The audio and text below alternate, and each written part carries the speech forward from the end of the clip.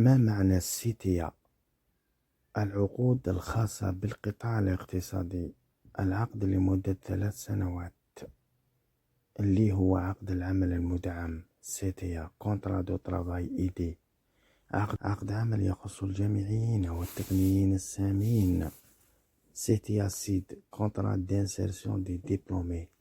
مبلغ المنحة أو الأجرة الشهرية 12,000 دينار جزائري لخريجي الجامعات بشهادات عليا مثل المهندسين زائد مساهمة المستخدم.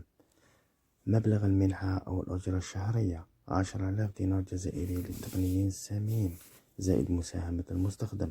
عقد عمل يخص خريجي مراكز التكوين المهني سيتيا سيب كونترا دانسيرسيون بروفيسيونيل.